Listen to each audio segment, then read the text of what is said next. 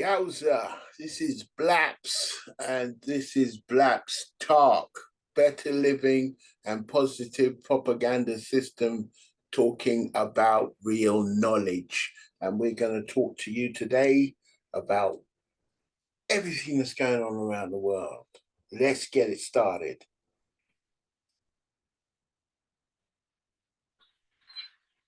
Brothers and sisters, I don't know what this world is coming to. But I have my music. Nothing gets done around there. Okay, so we're going to talk about what we normally do, how we normally do it.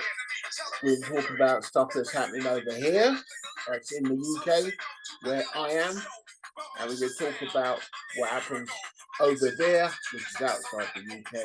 We're going to also talk about what's happening in the celebrity and community world anywhere on the planet, and we're also going to be talking about what personally sparks me off.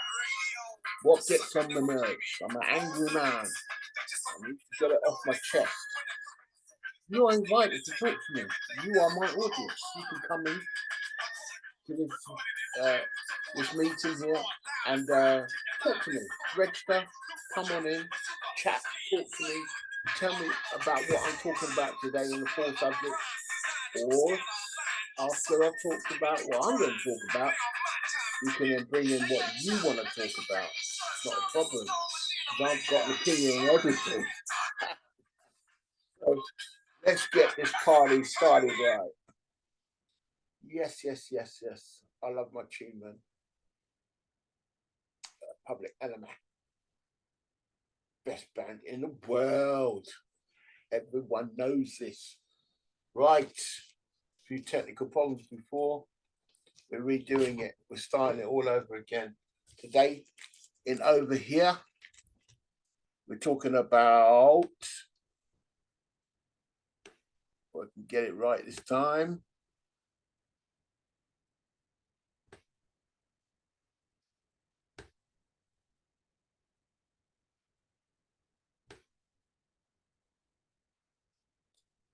Over here, we're talking about the new Scottish hate crime bill passed by Yousaf, the Scottish First Minister. And it's a hell of a bill. It's crazy. It's more about a hate crime now being what you can say in private. It's a thought crime. If you say something in private with your friends, you can now be put in prison for 7 years for it.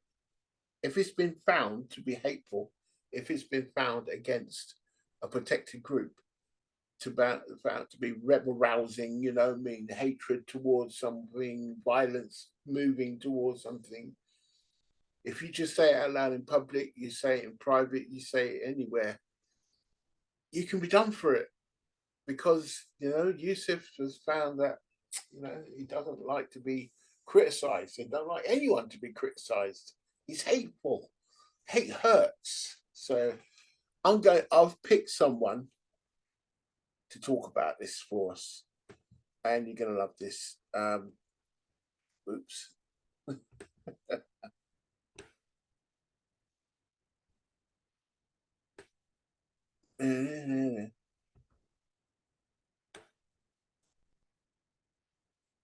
It's crazy. Okay, sort that out later. Background's doing silly buggers. That normally sorts it out. There you go. All right, now next thing to sort out. Technical problems are back. We're not scared. We're gonna keep going. Right, here we go. Press that, press this, and we should be. Hold on, that's wrong. I did last time. That's what I did. Okay, let's try that.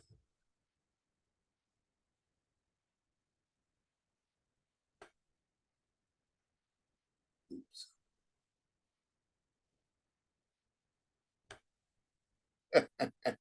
This is not working out. Okay. What did I do last time? Oops.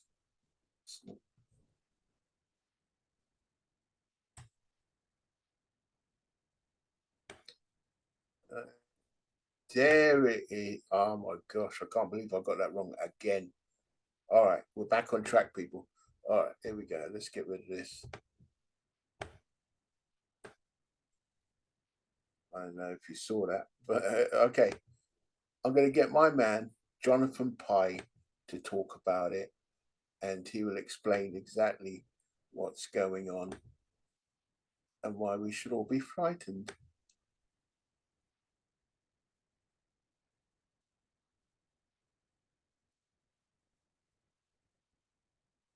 This guy's crazy funny. He's so funny. I love this guy.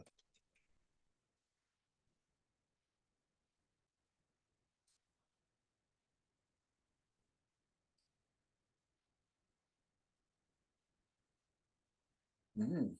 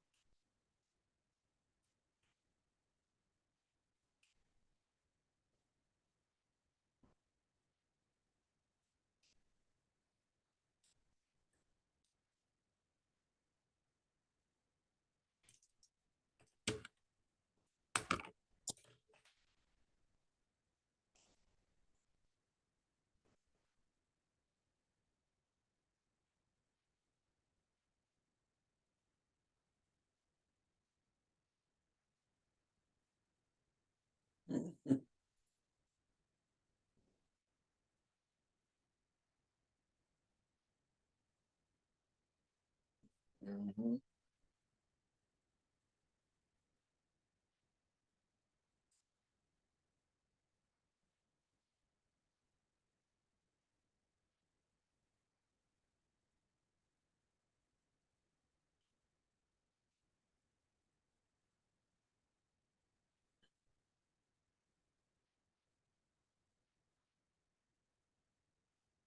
Mhm.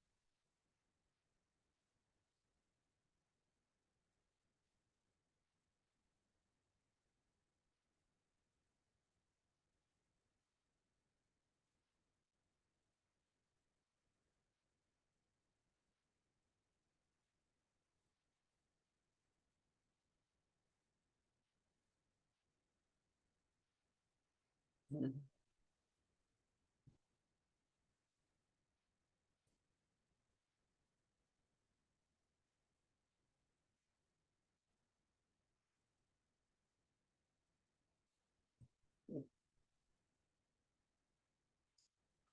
Uh,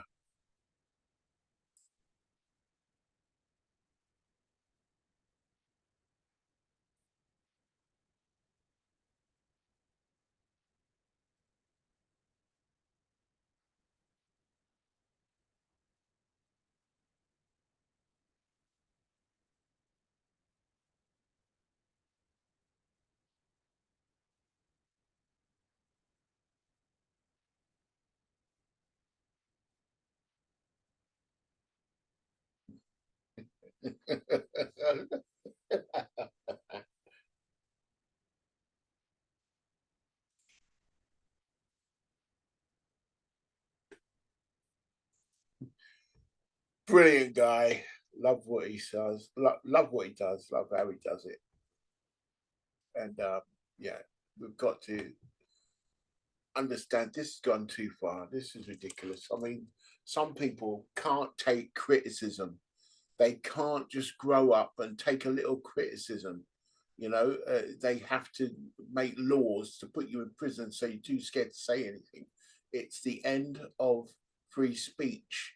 Now, you know, this guy, Hassan Yousaf, is he's obviously pro-Palestine. Obviously, most people are, you know what I mean, because we all understand what's going on over there. But you know, a lot of people don't want to say certain things to certain groups.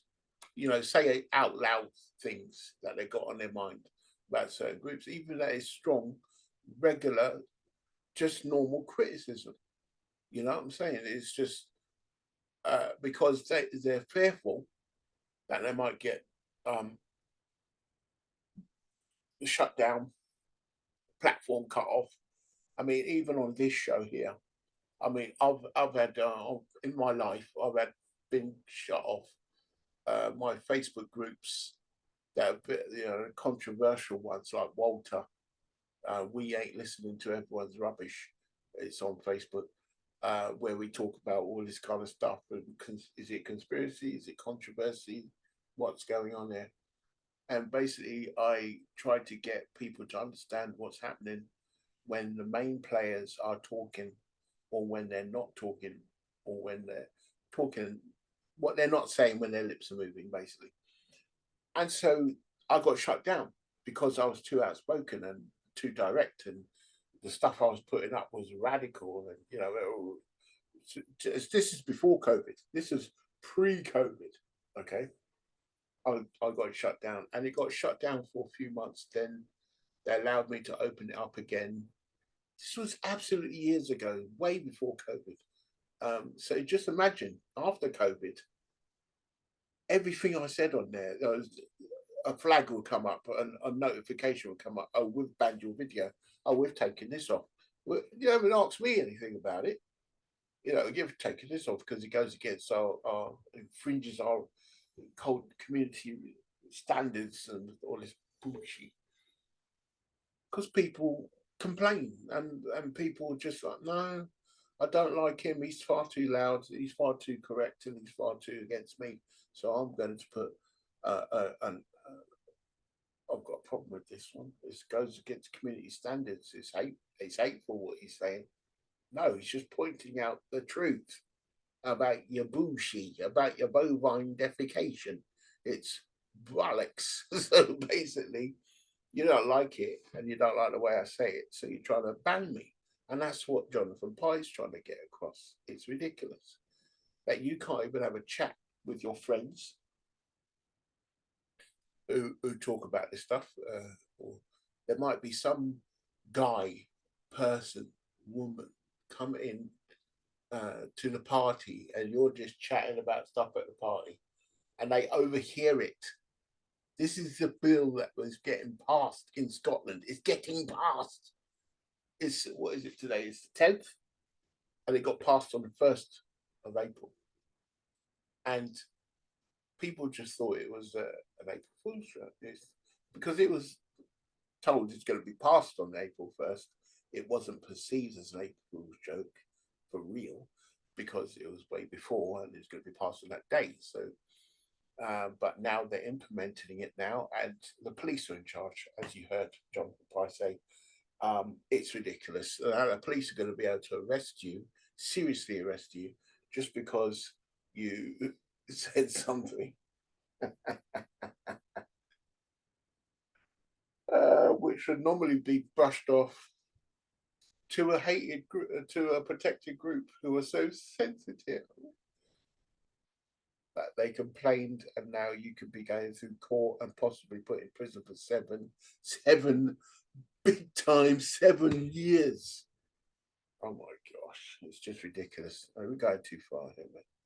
Now, because I started late and I want to stay on track, and we had a technical problem when we started, I'm behind on my time here, so I don't want to go too overboard with what we're talking about, and I'm going to try and get it back on track and keep it under the time allotment I've given for this show. But if you would like to promote your business on here, on my platform, I'm on Patreon, Twitch, I'm on Facebook, obviously, LinkedIn, on Instagram. I will advertise what you do on my platforms anywhere. We've got a Facebook site where 390 businesses are on it, and a business channel. You are being welcomed as members of that channel to advertise on my shows, and I've done hundreds of videos, and I put up content every week. We used to have a great when we were doing Tropical FM. You see the background on my background. You see the background when I was on Tropical FM, and we had people from all over the world coming into that show because it was on the internet, and so we had people from Europe, people from Africa, people from America talking to me, and I'll be able to advertise your business, whether you're in America, Europe, Africa, Asia, wherever you're coming from, whichever continent you're from. So keep that in mind. Contact me at sifu_blaps@protonmail.com and keep the subject as BPB-ADS ads, BPB ads, and let me know what you want to do, and I'll tell you how much it will be. It's very cheap, very, very, very, very cheap, and it'll be a monthly payment, and you just keep doing it, and I'll advertise you everywhere. And once you see how expansive my groups on Facebook, I've got at least 70,000-80,000 people on Facebook, because of the groups I'm in and because of the groups I have. My reach spans at least 70 to 80,000 people on Facebook. So when I advertise your stuff, it's going to a wider audience. Obviously on YouTube, it's going around the world, and we're in 17 countries as the CDMA, my Community Development for Martial Arts, my anti-bullying group that I started in 1999. And because of that, we have 17 countries watching this show, because they all get notified when the show comes up. So keep that in mind. And in future, when our viewing goes up and people subscribe, remember to like and subscribe, get the notification bell, do that. Do it now. Stop what you're doing. I'm about to do it. No, I'm not going to do it. Okay, so yeah, just like and subscribe. Get my subscriptions up, my subscribership up, and let's do this. Let's take over the world, as they always say. Over here, we're talking about the Scottish Crime Bill that is now in force, implemented by the First Minister in Scotland, Hassan Yousaf, who's obviously pro-Islam, and this one of the groups I'm saying to you is, as well as LGBTQ groups, all kinds of ethnic groups and stuff like that, any protected group, anyone that feels they could be under attack from religion, because what happens in Islamic countries is that they have a very low tolerance of, say, gays, and so gay people will we've heard all the stories about being thrown off buildings and being whipped in the street, and sodomy laws, getting one arm and one leg on the opposite side cut off, and it's an antique world in a modern day, and it's bizarre that we still think, oh yeah, it's back in the day. There used to be things that we had to do. We were always at war. Yeah, it was normal. We were marrying very young. It was normal. We were doing killings for religion. Yes, it was normal. But now we're in modern times. And when people say that, what was happening back in the day, we don't do it anymore. But at the same time, we've always done this because it's in our culture. I'm like, it's hypocrisy, obviously. So why would we continue to do something when it's morally incorrect? But because you like it, it's in your culture, you continue to do it for thousands of years, and are saying it's awesome. So if you're saying to us, yes, people used to get married very young back in the day, and all your books say it, that's cool. All the Judaism, Christianity, Islam, they all say the same thing. Marry young, because back in the day, very low shelf life with humanity, and so you have to get married younger, so that's fine. But your God said it was fine to do that. But your God knows everything, past, present, and future. So he must know that in the future, it's not going to be good. It's not going to be good. It's not going to be morally acceptable in the future. So why are you doing it now? And you say, oh, it's in our culture. And I'm like, well, you can't have both ways. You know what I'm saying? So all these religions that are going after people because they're gay, back in the past in Greece and Rome and stuff like that, man and man love, same sex on same sex love was a normality. But now that was in the past, so that's okay in the past. But now in the future, we can't tolerate it. What kind of rubbish is that? That is ridiculous. So this is what I'm saying to you. It is utter hypocrisy to have a law like this come out, because how are you going to police it? Because it all depends on the community at large, what you find unacceptable, and who is a protected group, and what you're not allowed to say to another. So the police have got a hell of a job coming, and I do not, I do not envy them. I feel it's a stupid law. It's ridiculous, and because we're so apathetic and we're so slow to understand what's going to happen in the future, we don't see what's coming next around the corner once this is in place. We had EDL come out and say this, that, and the other. They want Sharia law, or Sharia is law. They want Sharia in the UK. I'm like, well, why are they going to get that? I mean, this is how they do it. And if you're talking about, well, nothing like that will ever come to be. Well, we've got so many indicators that the world is changing around us, and it's slowly being chipped away. What we thought was normal in the 70s is being chipped away to the point where, it started back in the day where I've just realised how insufferably racist I sound right now, but I'm just making the examples right now.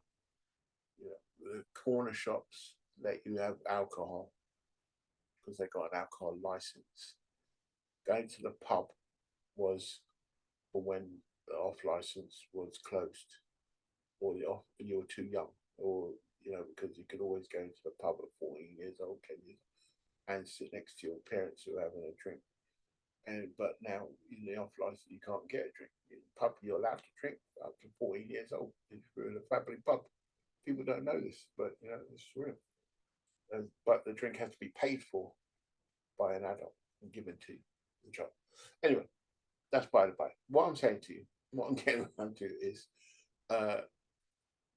culture has come over here from Caribbean, from Asia, from India, from it doesn't matter where it's come from, but it's come over here, and obviously it changes the areas that these people are put in.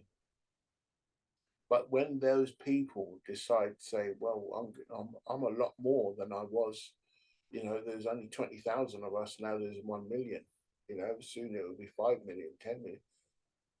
Islam, or say, what the EDL is worried about, there's 4 million.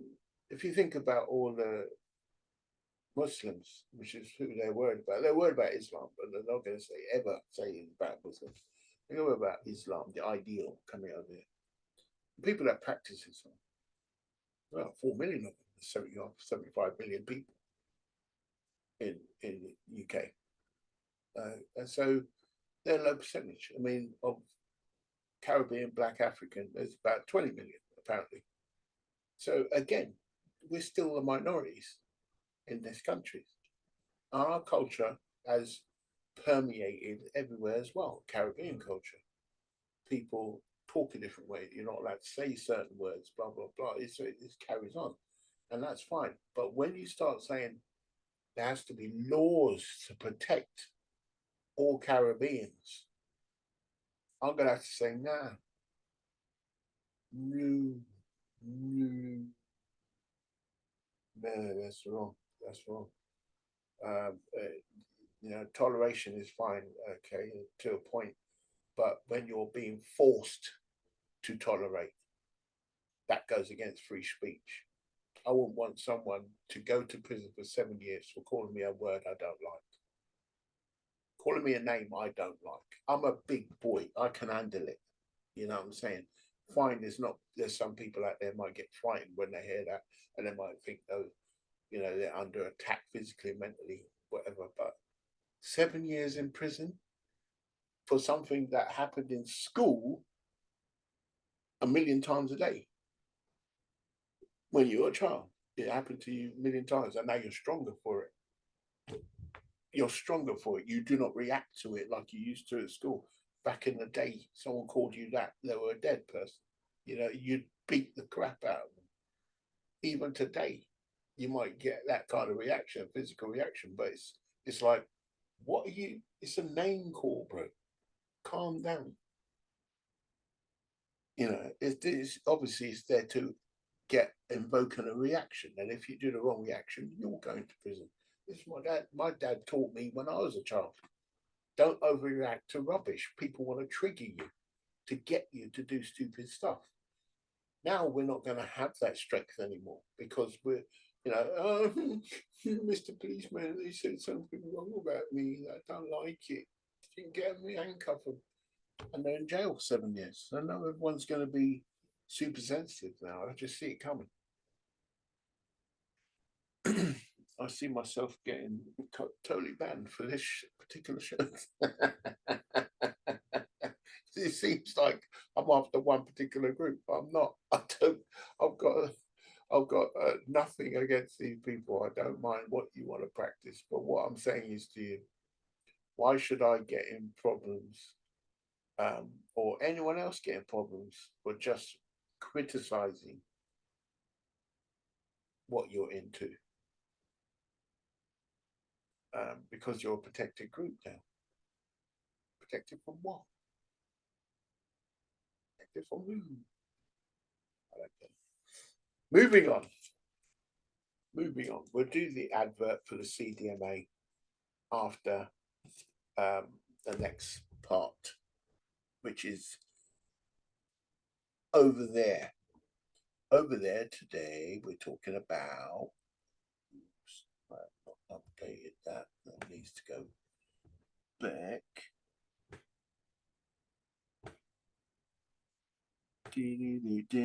Stand by.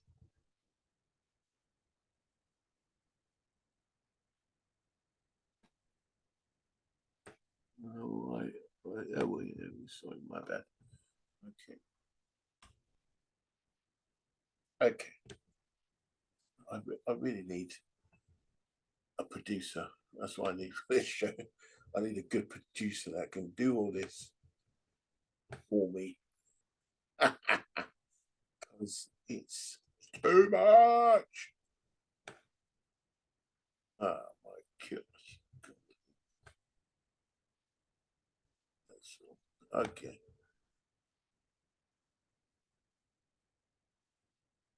Stand by, people. I'm going to get hold of this one day. Oh, there it is. There you go. Over here, we talked about hate crime being introduced under law in Scotland from April the 1st. Hate crime bill. Over there, we're talking about in Gaza, Ramadan is over, Eid is here, and the celebrations are finished. The holidays are over and Ramadan, but the bombing continues. There's a picture of people celebrating Eid, and they're surrounded by rubble. And I'm just like everyone else. This I find this a dismal picture of modern day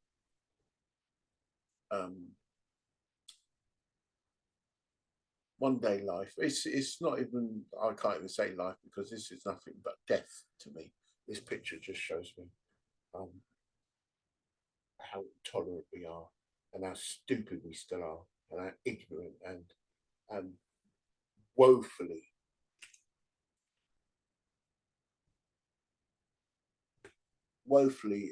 inadequate in dealing with in communicating our problems with another people. After thousands of years, this conflict has continued, and you know we're in a new conflict, a new part to the conflict from October 7th, 5 months now, and this is a holiday. Now, obviously, this has been going on for hundreds of years, so they've been attacked through every holiday, and you know both sides have been attacking each other. Just but this right now they're in uh, uh, uh, a constant barrage of bombings and terror from Israel. And no matter what you think about the people they're bombing, the people they're bombing do not deserve that. This is they're trying to obliterate a people. And no amount of, I mean, we look at these pictures and we're like, oh, a single tear, we're mushed up about it, angry. We try to, hit out at the media for bringing this truth to our doorstep. It's too real. It's too much. It's in our face every day. We can't get away from it. Why should you want to? This should be in the faces of everyone every day. Why aren't pictures like that on the side of the buildings where you see, the Palestinian flag? I don't want to see the damn flag. I want people to be absolutely irritated to the point of going to their local MP and voicing it in public. So this idiot government who says, oh, we're doing it because we're in solidarity with Israel, they're one of us. No, you're not. We all know it. You're not doing it for that. These people control America. These people own the banks that control the money, that control spending in America for their armies. They have had 80% control of the whole land of America for dozens of decades. And it's apparent to everyone now that Israel is the bad guy here. All right. It doesn't matter what you think of Hamas. It doesn't matter what you think of terrorism, what you think of Zionism or whatever. It's a political move to destroy another people. Nothing else. And I said to way back in October, I think it was the the 9th of October. No, the next day, I think it was the same day. You know what? But it's pretty damn soon. I would not be surprised. I actually put it on Facebook. I would not be surprised if we found out that Israel left the back gate open. So Hamas was like, "What? This gate is it's unmanned, bro. Come on, let's do this, man. Been planning this for months. Let's go." How is it one of the most protected places on the planet was totally devoid of protection and security for a couple of hours when they knew the planning of an attack, of a definite attack was coming? They left the gate open. Yeah, come on in. Yeah, get on with your attack. All right. Because no matter how many people you kill one, we're taking 10,000. You kill two, we're taking 20,000. We're taking 10,000 per person you kill. That's how we're going to do this, because you guys need to go. So yeah, take 5, take 20, take 200 of us, get us. I am going to be unshocked when we find out that Benjamin Netanyahu let these people in just so they could do a retaliation conflict, which will wipe out the people of Gaza. And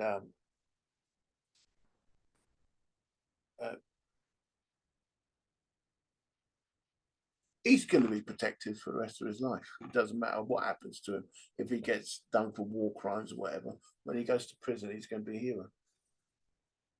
He's going to be given a settlement that will, he'll never touch the ground. His feet will never touch the ground. It'll be golden nest egg for him and his family for the rest of in perpetuity for hundreds of years, because he's finally sorted out the conflict. This was the method that he chose to end the conflict at. Now, you could say if it's bad or good, whatever, but when you can bomb people while they're trying to celebrate one of their religious festivals or holidays, then you can do it at any time of the year. And this is what they're showing you. They do not give a damn about the people. They're less than dogs. People in Britain treat their dogs like family. Their pet dogs like their family. You know it, I know it too. They treat their pet dogs like family. So I can't even make the resemblance of Israel treating their pet dogs, who they call less than dogs, like family, because they're not being treated as bad as a dog would get treated. If it was just a rabid dog on the street, you just want to shoot and get it off with resistance. But they're treated whatever less than a rat. These people are rats to Israel. They're nothing less. And if we're just going to go back, no, it's happening over there. It's happening over there. It's, these people, tisk tisk, Israel, tisk tisk. You're going to get in trouble for this, believe me. Oh, yeah, you're going to be in trouble. How many did they kill now? 30,000? Definite trouble coming to your way, mate. Oh, yeah. No, you gone too far. No, you went too far. I ain't going to shout. I ain't angry. No. How many bombs do you need this week? That's America. America, they're trying to chastise Israel, but then keep supplying them the bombs.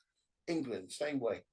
Oh, we need to put restrictions on. We need to put so we need to be more accurate. We need to be surgical with the attacks and blah blah blah. How many bombs are we supplying this week? How many people should we send over? Should we start sending over people to Ukraine as well? Because that's another. Russia is another people that are trying to help.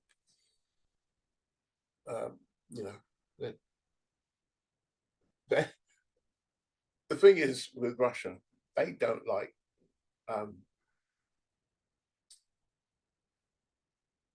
religion. They're enough already. Yes, they had religion back in the day, but now they're grown up, so they don't like religion. So they don't want anyone to be, especially these people, to be Israel or Iran, to be in charge of everything. because they're not thinking with their business head. Russia just intends on being stable for Russia.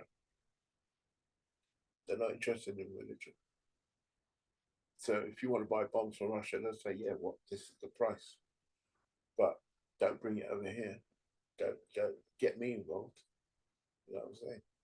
And if you're with NATO, keep out of my country, huh? Keep out of whatever we call our country. You trying to step into Ukraine by trying to get Ukraine to join the UN. And that's our place. We've always owned it. We've always protected them. It's always been part of Russia. Everyone knows this. Right. I met someone, I had a martial arts center. And I started it 26 years ago, about 25 years ago. 1999, about 25 years. And I was just, doing a lot of stuff outside of it. And there was this guy that used to help me get rid of the rubbish and stuff like that. Just because he's with working with the council and stuff like that. So he's getting rid of old stuff in the building and stuff like that. He had a strong Russian accent. And I goes to him one day, your accent is Ukraine, isn't it? It's from the Ukraine. He goes, yes. That's well done. How do you know it's not Russian? I goes, no. I listened to a lot of stuff because I study languages. Personally, I study language. I wasn't telling him I study languages, but I love languages. I've been learning to speak many languages for many years. And so I heard the nuance in it, and he's so gladdened that I recognize the difference between Russia and Ukraine. That that he would just come and goes, no, I would do it today. I would do the rubbish today. You don't need my help. No, it's good, I'll do it. I was like, it's interesting. And I've always said, learning to speak someone else's language or just respecting another person's language by learning it is by far one of the best icebreakers known to man. This is why Uhura in Star Trek was one of the main characters for the Federation, because they were boldly going seeking out new life. And she was the first point captain. There's a message coming in. Can you speak their language? Yes, I trained it. Like she could speak, I think it was 37 different alien languages, and I was like, that's amazing. And so I started learning a lot of languages, just out of respect for people like Kahua. Anyone that's a polymath, understand polyglot that speaks those languages, I've always respected. I've found it very highly intelligent. So when people from different countries who have been at war for thousands of years both understand each other's language and both understand each other's culture, they've lived together in peace many time periods. They've been together in peace for decades, and then war again spouts off. This is just one time they've been at war again. The ignited fury in some old thinking, and so they're back at war. Even during a holiday where they're trying to be peaceful, bombs are still going off. They're still trying to kill them, and then they're finally moving into the last place where the main glut of people live, like 1.8 million people. And they're thinking of bombing it to oblivion. Basically, what Israel are trying to do is put them back into the Iron Age, where it started, to the point where if they move back into that area, it's going to be too long before they get on their feet. when I say too long, I'm telling them that their children are going to be adults before they see any infrastructure back in that place. Any pictures you see of Gaza right now is just bombed to oblivion. These people that have been moved out for their own safety will not be able to move back anytime soon. But they have to keep going back into the ruins and saying, I'm going to continue to live here because they see it'll be over soon. The world is upset. So they'll stop the bombing soon and we'll have to keep hold of our rights to this patch of land that used to be my building. And so they have to stay there while the bombs are going on. Because otherwise, they'll bomb Israel, will bomb the crap out of it. They'll stay outside while the bombing is going on. And then while they're thinking, all right, is it time to come back? By the time they come back, they've already started building, they've moved the fence. And that is the river to the sea business, that thing. Benjamin Netanyahu is one of the people that says that most. Okay. He always says that Hamas say it, and it's filthy talk. But he says it the most because he actually means this is what he hopes to achieve. All right. So I keep saying I don't watch BBC TV for my news about stuff happening in Britain. I watch Al Jazeera about stuff that's happening in Britain to find out what's going on in Britain because they have to do investigations. This news people, BBC, Sky, blah, blah, blah, they will tell you what Murdoch has told you to tell us, told them to tell us. And so Al Jazeera that work for Murdoch, so they tell you exactly what's going on. This is how you should get your news. I haven't watched TV channel for about 8 years because I had a dish on the last house I was in, and I moved out there.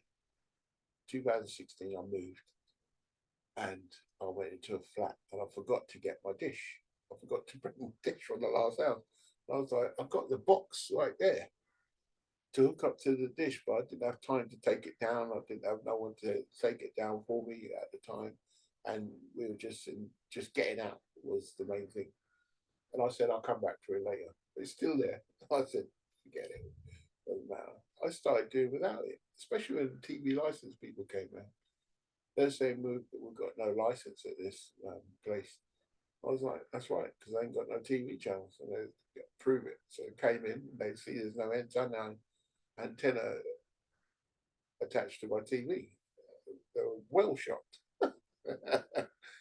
And I haven't missed it.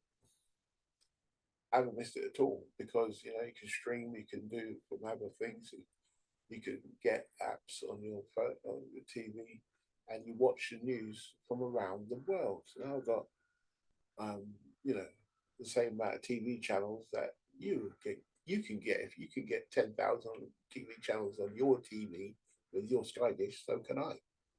So I watch what I want to watch, not what they put out to watch. And that's the difference. I feel like I'm truly free. And I seem to be in a lot more clued up than other people who have TV. I'm constantly updating them on what's actually happening.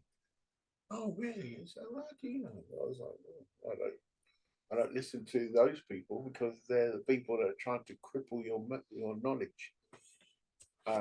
Yeah, so it's Ramadan over there, and they cannot celebrate because it's the celebrations are muted because of the constant bombing by Israel.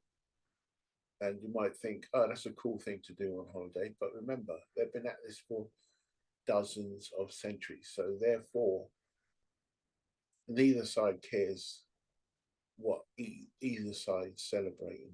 They just want rid of each other. There's not going to be a two-state solution. They could talk about trying to get that for years, and it's not going to happen because neither one wants it. They both talking about the same thing, from the river to the bank, whatever that means. So I say we're having all of it, basically. And us leaders are saying the same thing as Benjamin Netanyahu is saying the same thing. We're going to own all of this. And Hamas is saying we're going to have all of you out and dead, and we're going to own it back again. It's never going to stop.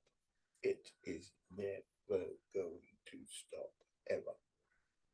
Since I was a child, where watching Miss Universe like that, I was a little boy, and I was incredible. Look at them! Look at them! They're gorgeous. They're women. And then they win the title. What in your speech? You know what could you hope for if you win Miss World? What would you like to achieve? World peace in the Middle East. Peace in the Middle East. Peace in the conflict. Since I was a child, I've heard this going. I've always thought, what the hell are they talking about? Peace in the Middle East. Who's fighting over there all the time? And I used to think it was about Beirut. You know, you used to always hear about Beirut. If someone come from Beirut, there's some ruthless people.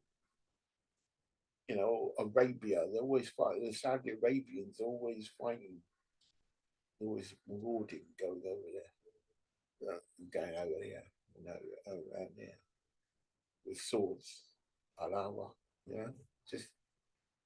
And I used to think, oh, that's what it's about. Middle East, they're at war with each other over there. You know, the Arabs are fighting each other, but weren't. It was all about this. It's not going to stop, and we got to wake up.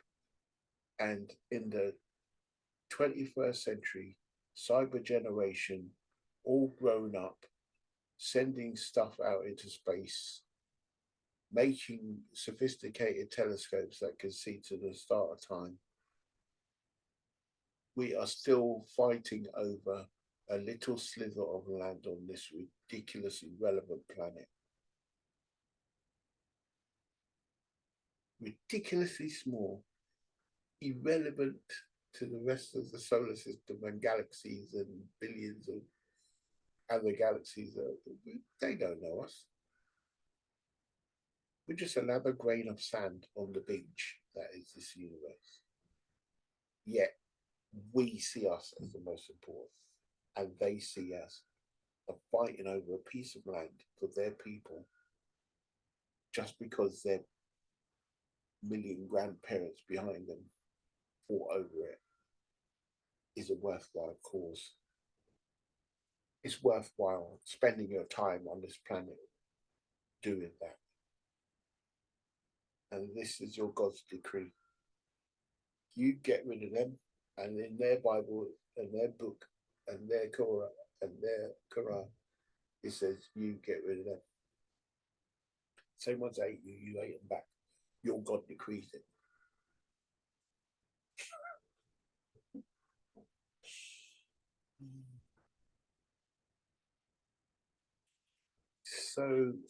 So terrible. You just have to laugh or you cry. It's ridiculous. Okay, the celebrity community, back on track, I feel. The celebrity community we're talking about. Oh no, wait a minute. My bad. The CDMA, Community Development through Martial Arts, is my group. Made up because I wanted to strengthen children all around the world to become the warriors in their community. Warriors don't get bullied. Warriors do not bully. They do not have the ego to bully. They don't have the lame ego to do it. They have total ego. They know exactly who they are and what they're here for. They don't need you to improve them or to take away from them. You cannot do it because they're too strong. They're too powerful in mind, body, and spirit. And normally it's because they've practiced and failed and practiced and succeeded at martial arts. Something that most people would say makes a strong person. Now, obviously, when we were growing up, we're all children of the 80s, 70s, 80s. If our parents wanted to sort something out, a character trait that we were lacking in, they would send us to, you need more determination, I'm going to send you to judo. You need to lose some weight, I'm going to send you to boxing. You need to become stronger, more righteous, I'm going to send you to karate. You know, they would use the martial arts to fix the child. So the local sensei, Sifu, Sijo, whomever who was teaching was revered in the community. They were the teachers of character and morality and ethics in the community. They were on par with the pastor, the reverend, the imam, the person who would give you your religious spirituality. Okay? I say religious spirituality because we have warrior spirit in martial arts, which is all about cultivating that person in you that dictates how people respect you, honor you, see how you're righteous. People who know you're a martial artist understand what you've been through, understand what you're prepared to do for the community, understand that you're not the one to mess with because you have a code. You're not one that's going to be taken in by ridiculous behavior. You don't need to say yes to everyone. You can determine exactly how you want to be seen in this world because you've been brought up to be the leader of the community, to be a person that can advise a leader or an emperor or a king or a politician who is in charge. So yeah, using the martial arts is my method. We say community development for martial arts, but what we teach you to do is to use the martial way to solve any problem. Baking a cake, paying a bill, dealing with your mother, dealing with your spouse, dealing with children, anything. It's a martial way, is a way of life. We will continue to strive to find a way to solve the problem. And that's it. We'll continue to strive. If we solve the problem, we solve it. We'll find another one. There's an adage in Warrior, the martial code, the Wude, and the samurai code, the Hagokyo, which says pick an opponent on the battlefield and keep your eye on the opponent until you have completely decimated them, until they destroyed, you know, taking them out, and then focus on another. But until the point where you've satisfied that this person is no longer a problem, you do not take your eyes off them. You do not sway your gaze somewhere else. And that's how you should be any problem that comes along the way, of which there will be many in life. You have to find focus on the most important ones. How do we find the most important ones? Well, you understand there are priorities in life. Fixing a broken cup is not as important as fixing a heart valve. So we'll concentrate on how to fix the heart valve. And when that's sorted, we take on the lesser problem, the lesser one, until we get to the cup. But we always have the intention of eventually getting around to the cup. It will be done. It's the warrior way.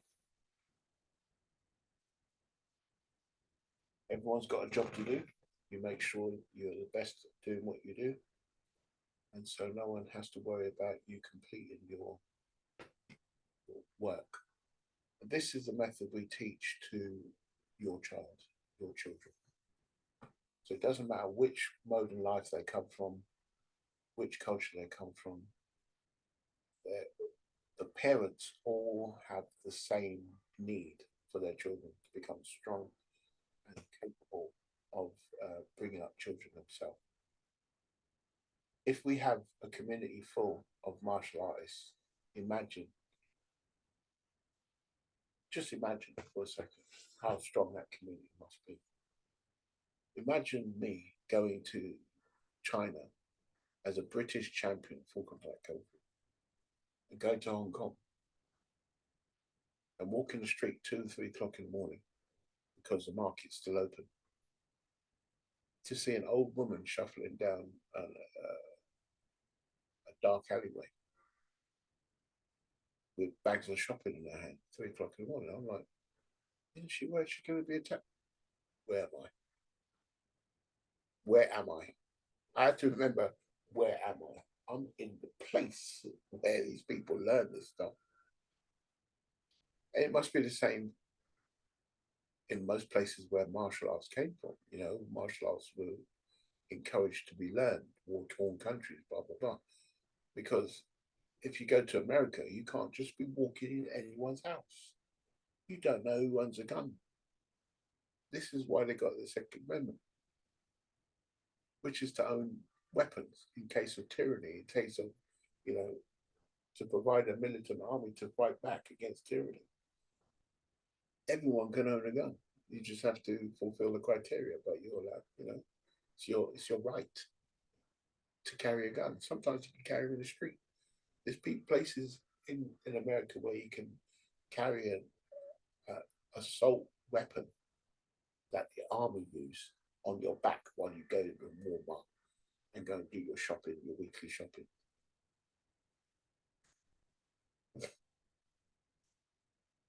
And it's normal to them. You know, to carry a handgun is nothing.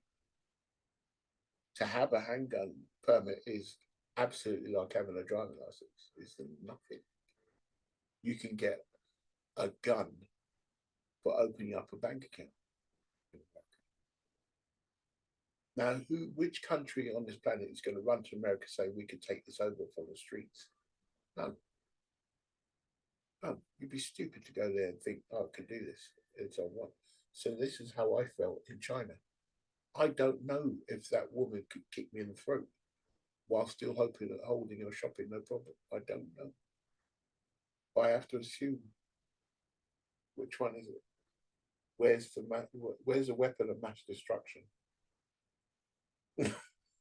Which one of these? I don't know. So what I'm saying to you now is, imagine you go to Luton, a place known for martial arts and champions of martial arts. And someone says to you, which martial art do you practice? You just come to Luton for the first time. Okay, cool. You like it? Okay, cool. It's not as bad as everyone says it is it? No. So what martial art do you practice? And they're like, no, why would I practice martial arts? I come from a nice town. I was like,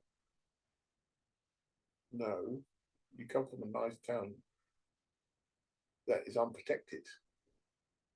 You know, it's upmarket and blah blah blah and loads of money and economics are great and the police don't police around there. They come to us to police and then go back to live where you came from. And the fact that Luton, you know, it's one of them things where you don't know who you're up against when you come to Luton. And that's the great thing about Luton, is that you have to be aware of everyone. You have to be respectful of everyone. You know what I mean? There's not many respectful people living in Luton, but the people you must respect there are many.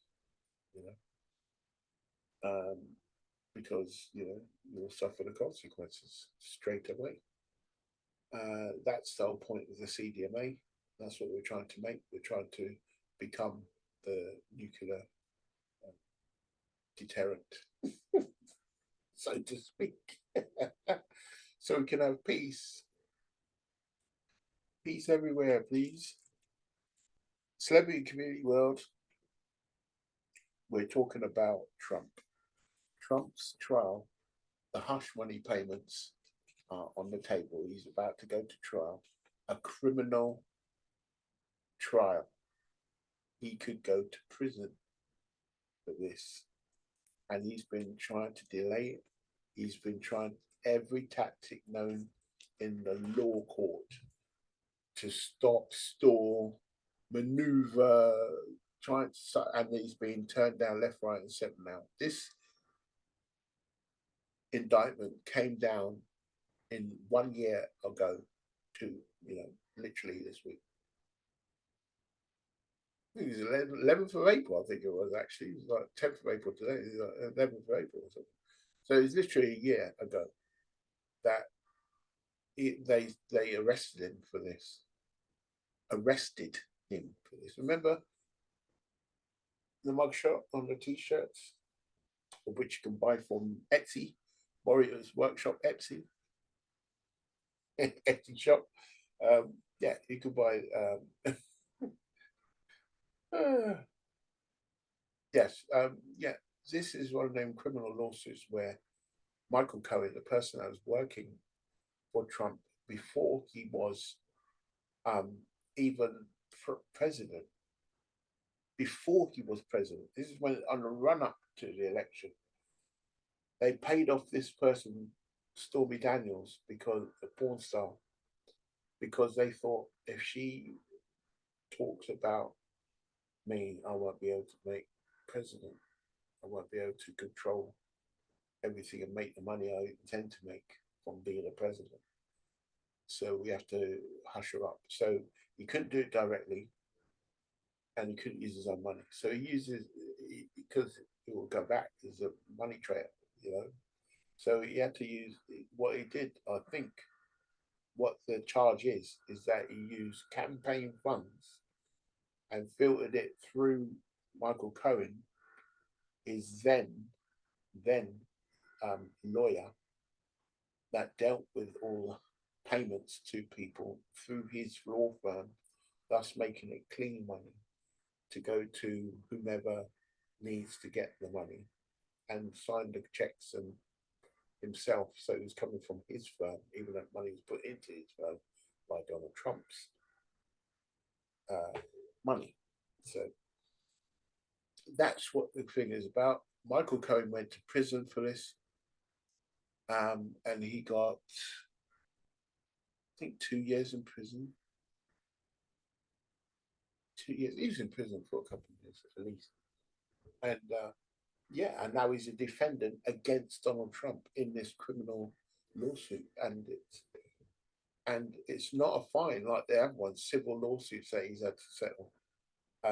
He's even settled them yet. They've just been put on appeal. He's appealed them to try and stall them because he needs the money to go to keep coming in from his people. So if his people see that he's indicted and gone to jail, they're going to be thinking, "No, I think I want to, back him up because he's a hell of a guy." But because he's an absolute criminal on paper, I can't put my money behind a criminal. I can't do that. I'm supposed to be all against these people. I'm a Republican. I'm against criminals. They're the scum of the earth. That's what holding America back. You want to make America great again, but you're one of the people that made it worse. I can't back you up. And that's what he's trying to avoid. That's why he doesn't even want to do this. He don't mind the civil ones. He's been conning people for absolute decades. He's been doing it as a matter of, just normality for him now to con. He's selling a Bible for $60. He's selling sneakers. They call them sneakers, we call them trainers, gold with a flag on them. He's selling wine. He's selling watches. He's selling perfume. He's selling aftershave. He's selling vodka. He's selling.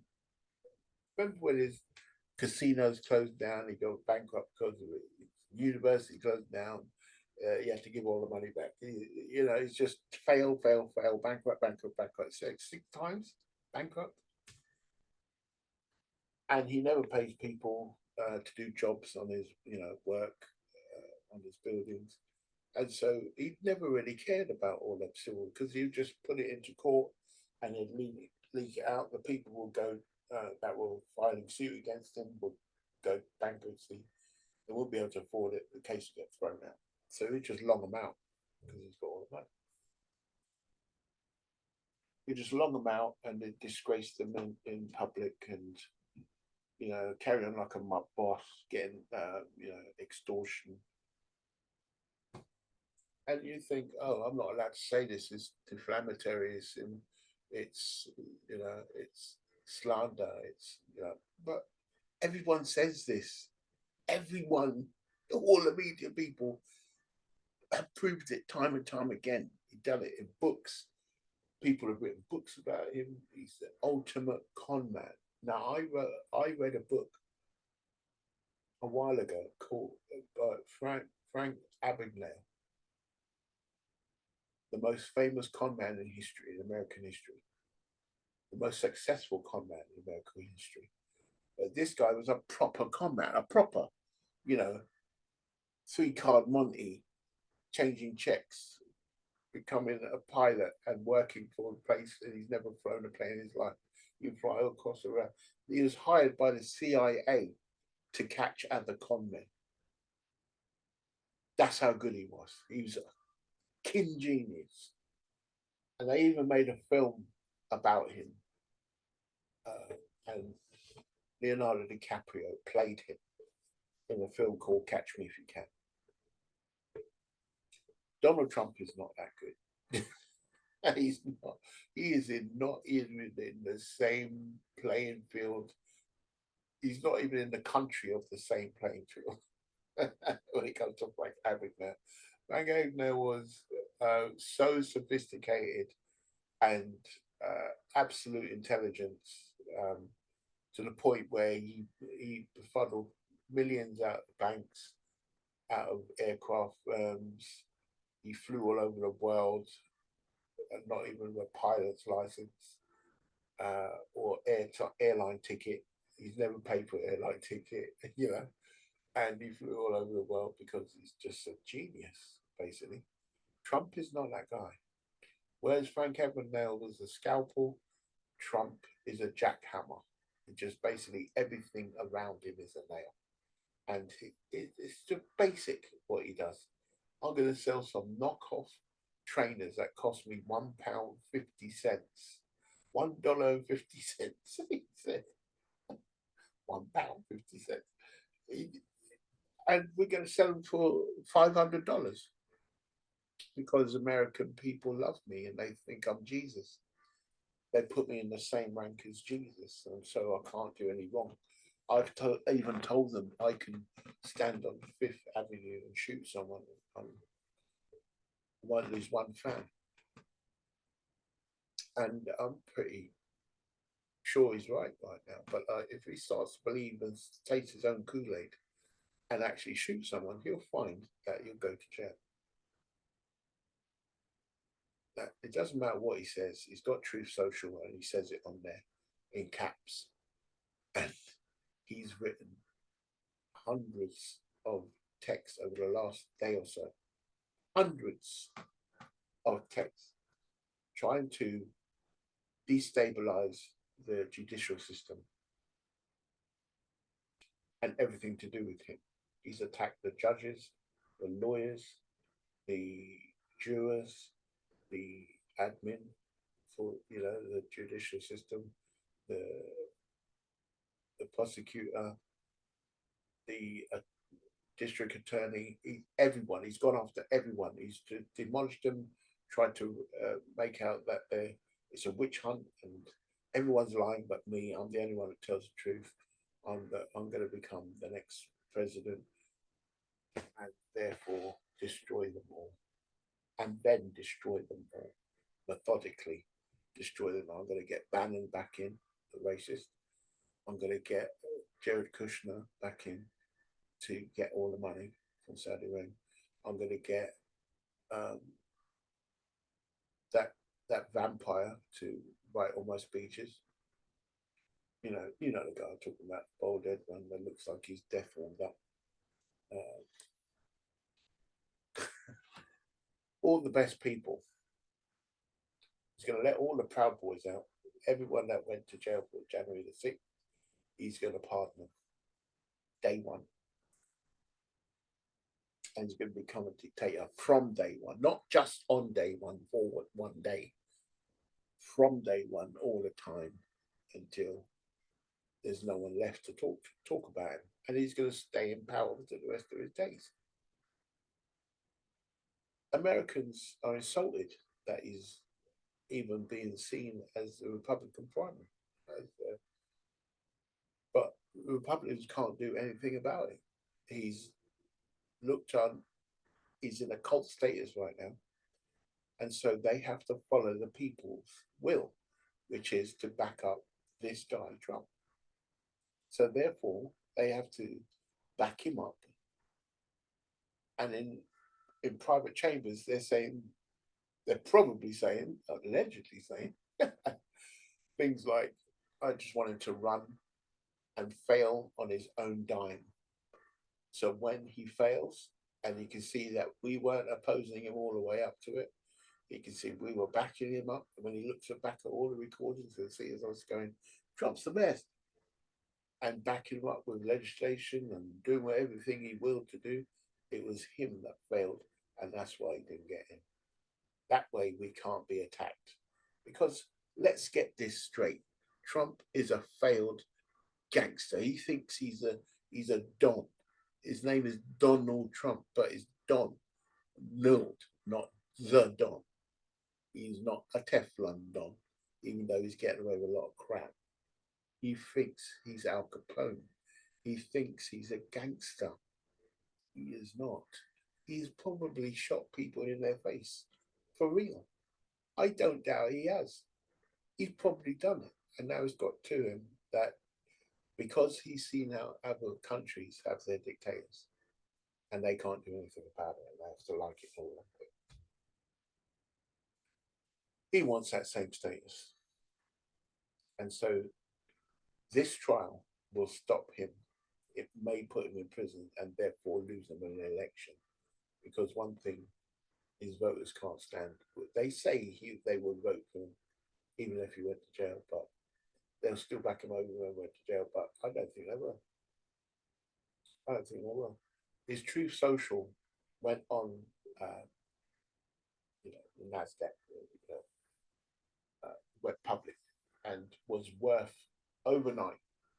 He had 400 million to his name, and overnight got 7 billion because he's got the most shares. He's got like 60% shares.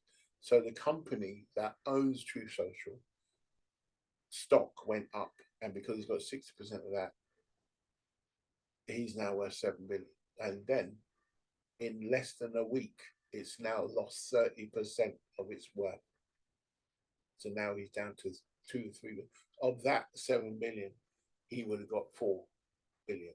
So multiple billionaire. Only on paper. He can't touch it for 6 months. So if in 6 months it gets depreciated in value to 0, he's still going to be in the same boat he is now. He couldn't even use it to bail himself, to pay for the appeal. Pay for the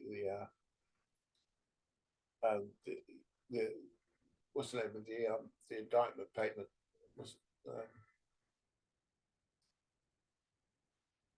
The bond. Yeah, that's it. You have to pay it, but if you want to appeal the decision, they decided, right, your fine is going to be 470 million. Pay that. And he goes, no, I'm appealing it. He goes, oh, you're allowed to appeal it, that's your right, but you have to put a bond in to an escrow account from your bond company or loan or bank, wherever supplies you the money. If you haven't got it yourself, I thought you said you had it yourself, but you haven't got it yourself, that's fine. So you put that money in escrow, you put it in the bank, and it stays there. So if you find out your appeal fails, we could just take the money straight. There he goes.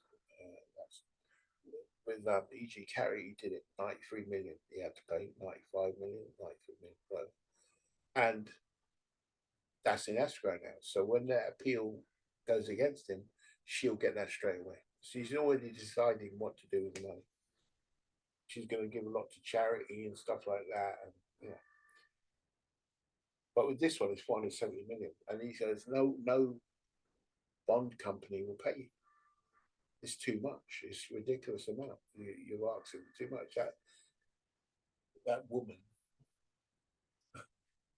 you know, the district attorney who said that's what she wants from him. When if we win the case, and they won the case, and so therefore, you know, that's the fine. Said she's ridiculous. She's asked for too much. No bond company will give us it, and the court listened to her. Crazy. I said, all right, get 175 million now. So we got that, and then the bond company that got it for him is owned by a multi-billionaire who has bailed out Trump on multiple occasions. It's the sole reason Trump has not declared bankruptcy, because he continually backs him up. And I think it's because he's going to make stuff illegal that will stop him from having, you know, the bank of the internet or something. Some ridiculous company. But they were going to give him the whole 475 million in bond. But Trump appealed it, and the judge said, all right, just do 175 mil for now. But you still have to pay 475. If, you know, the appeal, that will hold us to the appeal. But when the appeal happens, you have to have that money to show. The bond company will have to pay up, and you have to pay back the bond company.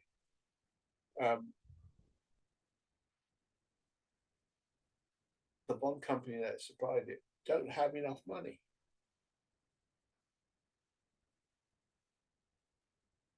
That's crazy. They said they ain't got enough money. I'm still trying to work that one out. It's crazy anyway, but look. Anywho, Trump trial is going to be an amazing. I think it starts on the 15th. It's next week. Next week, Wednesday. No, it's not. I'm looking at one part of the diet. So 15th is a Monday. There you go. Yeah, Monday. Next Monday. And he's already panicking. He's sweating buckets. He does not want this trial to continue. He does not want Michael Cohen to testify. He's trying to get him banned. He's trying to get everyone thrown out. He's trying to get trying to throw evils at all the jurors that are going to be. I don't know who they get to have a you know, impartial jury on this, because everyone knows Trump. He's not like he's not, and it's like trying to get the jury against Michael Jackson. It's just how. Have you ever heard of Michael Jackson? No. Which planet you come from? It's the same thing. Have you ever heard of Donald Trump? No. Who's he? Is he the guy that invented the card game? Which planet you come from, bro? You know what I mean? So they have to find impartial people, and people that don't support it either way, and, you know, neutral. I don't know how they do that, but it sounds crazy to me. Everyone's got an opinion on it, but it's crazy. It's what is even more crazy is that people on his side think he's going to win, and he's carrying out. He's got already a plan for 2024. What he's going to do once he's in January 20th, inauguration date.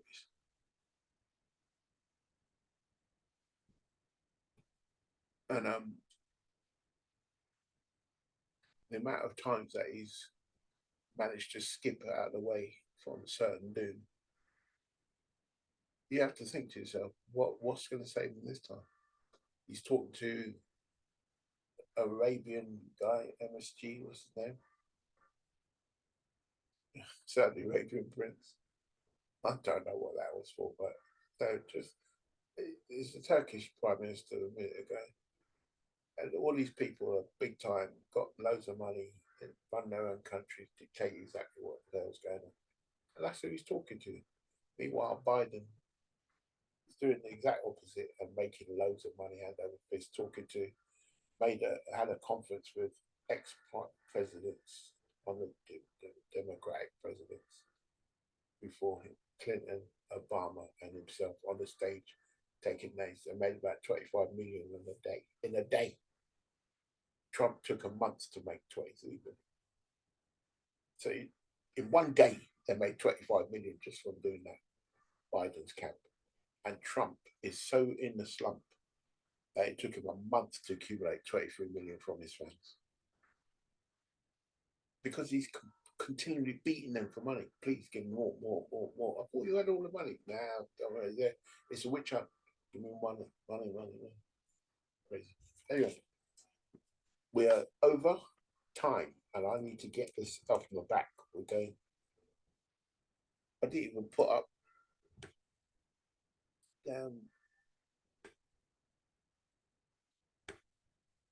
things I made. Celebrity community. There you go. There's Stormy Daniels. You know, and there's Donald Trump.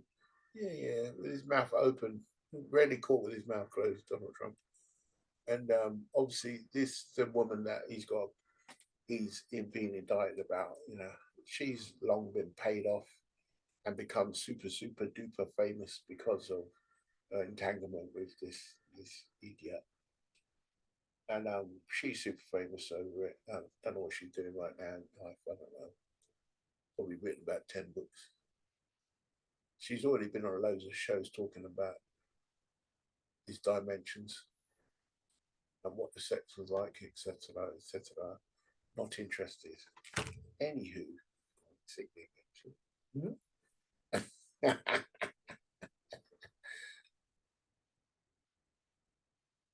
what sparks me off? Oh, that's what.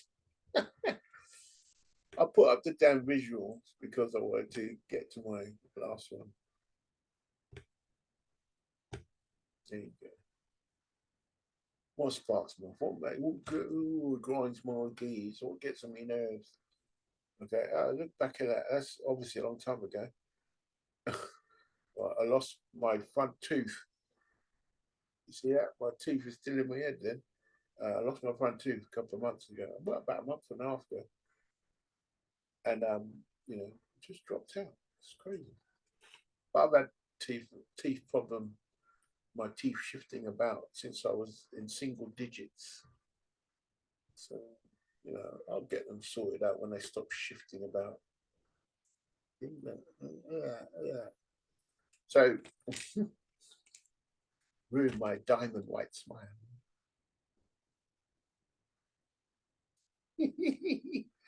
It's all right.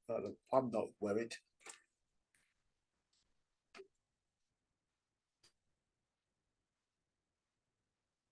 People more dentures before me. I'm sure I can handle it.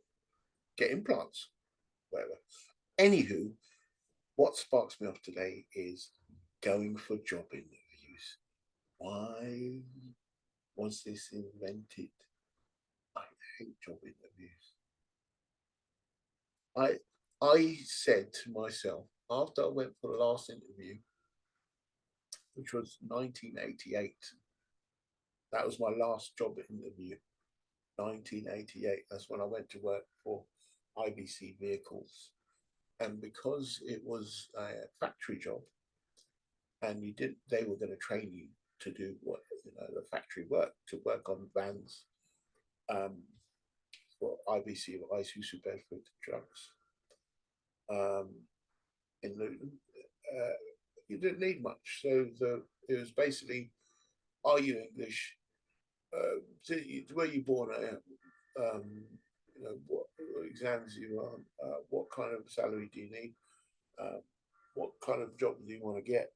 And it's a big employment drive. So I was one of hundreds that turned up on a day, and they just gave me the basics. I read that form. I got a job, no problem. So no pressure. But now these days, I've been working.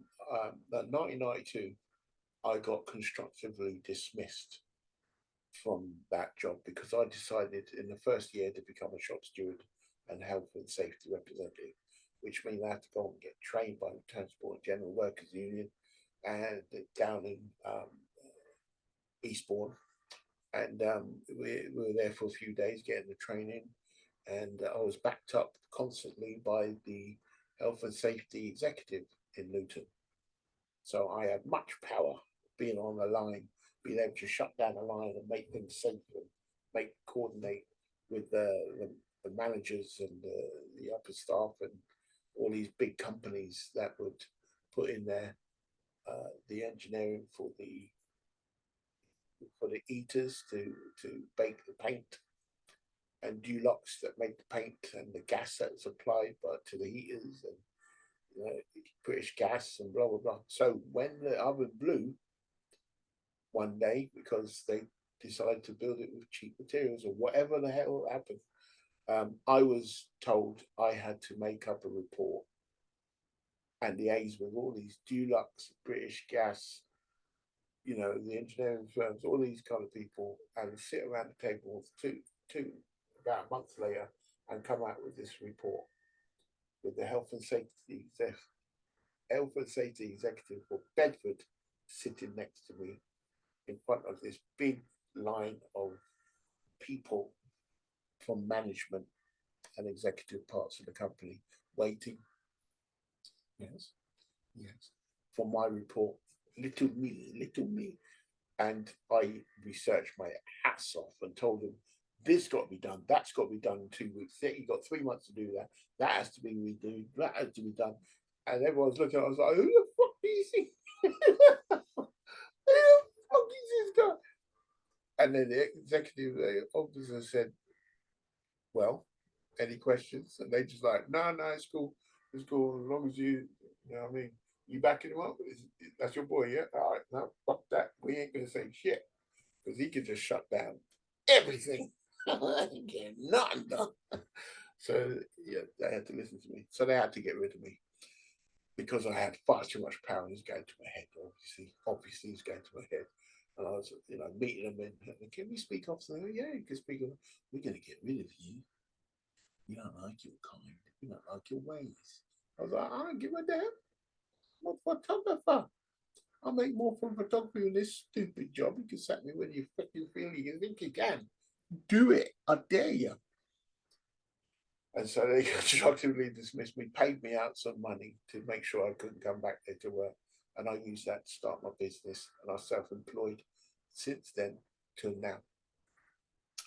But after COVID, I couldn't go out and do what I do for a living anymore. Everyone was locked down. And everything I do concerns being with people.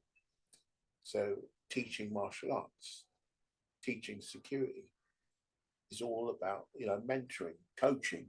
Everything I do, going out to schools, teaching in schools to the children, was knocked on the head overnight because lockdown is like that for nearly a year. So we were all in lockdown, chilling, trying to get online and work out online. And everyone became comfortable with being online regularly and doing all your work and working from home online. So when we all released again, I had to now get my area of like a primary income, which was security. Martial arts has always been a hobby, but that paid.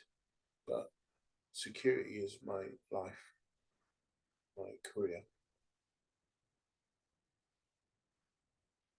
It was difficult to say, oh wow, we have to do much more upskilling. We have to do much more. We have to know a lot more. There's a lot more added to the SIA badge that that I had to teach them to get.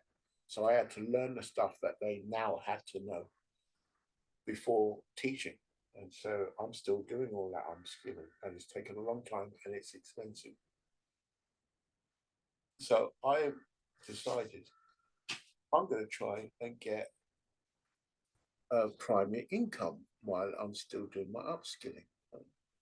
And then, I'll be able to be more comfortable instead of taking my time to earn from the side stuff I do, the other hustles that I have, and eventually get around to it. So now I'm calling around for jobs, emailing people a million times a day, following up on interviews, calling people, fawning over them, trying to be nice to everyone that I talk to, blah blah blah, and it's just so long.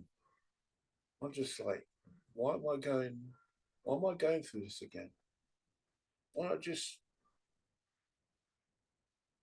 have it hard until I get back on my feet and then just carry on? Because, but the thing is, COVID get made you comfortable with getting help from the government. You see what I'm saying? So it was like, no, I don't have to do it this week. No, I don't have to. And then they said, right, now you have to get a job, or you have to, you know what I mean? You have to look for work and blah blah blah. And I'm like, really? After 30 years, you want to look for work? Crazy. I am in awe of people that go for 30 odd jobs a week, and I'm in awe of people that go to these interviews. I don't even own a suit, you know. Well, I do own a suit, but it's been so long since I've worn it. I think it was 20 years ago I last wore it.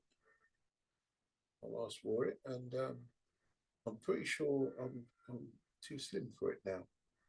Happy to say I'm the lightest I've been 30 years. I'm light. I mean, um, intermittent fasting is the way.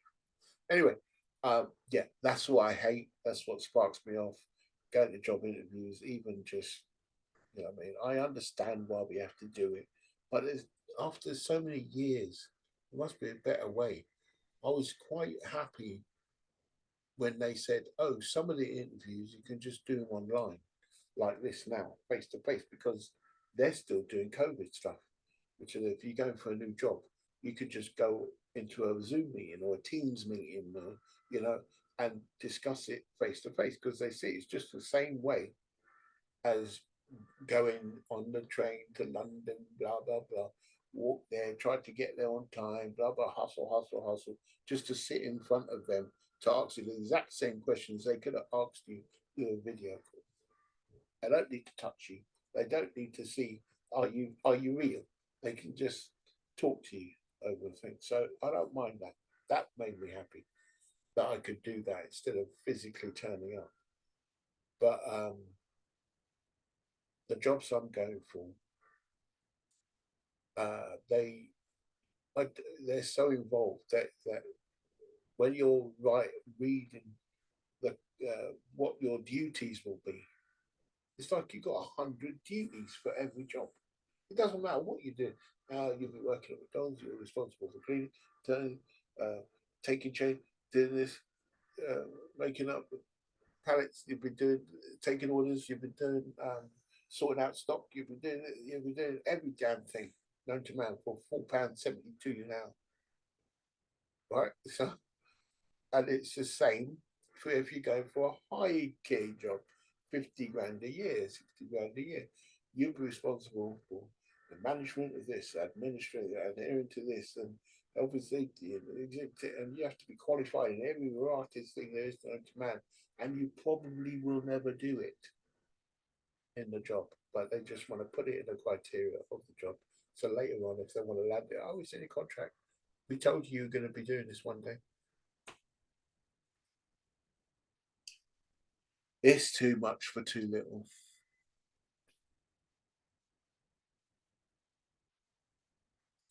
And I despise it. There's got to be a better method. Why can't they just look you up, see what you've done for the last 20 years online, you know, just Google you and find out, yeah, that guy would be awesome. He's done that, that, and that, and that. He doesn't have to send us anything. He's done loads of videos so we can see what he's like to talk to. We can see if he's an idiot. And yeah, we don't even have to do meet. That's what should be done. They should go on a social media hunt, you know, and do a report on me before I even call them. I'd put my name down, they Google me, because that's what credit people do. That's what people. So I used to work for DSS, and you know, when they're doing their investigations, that's exactly what they do. But back in then, I was like the 90s, 80s, 90s, and You know, we didn't have internet. So we had to do phone calls and find out what we need to find out. But now we're in the age of the internet. All you have to do is, what's your name? I know your inside leg measurement. I know your mother's maiden name. I know every damn thing there is to know about you. You don't even have to open your mouth. So why didn't they just do that? Just leave it to them. And they just said, yes, you got the job. We looked at your CV, we looked at the stuff online, and we find that you're correct for us. We're good. You're good for us. We like the way you look, we like the way you talk on the videos, and we see your qualifications on the CV. Yes, and we've seen what you've done in the past. So let's just take you on and done. We don't have to go through all this embarrassing bullshit, which is all just, it's fun and games for them. I love going for the interview process as much as I hate it. Power trips. And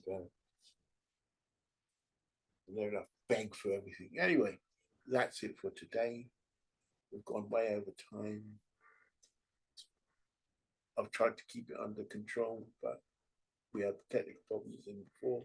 I got it back on track. It's all good. Don't worry about me. It's all good. Yeah, so we'll be here next Wednesday. Much more professional next week. And I'll be happy to see you then. Don't forget to go on to BLAPPS YouTube, BLAPPS, the letter U, the number 2, BLAPPS YouTube, that's the channel, and subscribe and like and ring the notification bell so for the other videos that come up. And go and discover the rest of the videos. Very fun stuff that we did with CDMA and martial arts and music and stuff that we're all interested in. So go check that out. Thanks for turning up. Thanks for watching. I'll see you next time. You have been BLAPPSed. I love you, and there's nothing you can do about it. It's Black's philosophy. Joel on truth. Skippity doo da, skippity day. My oh my, what a wonderful day.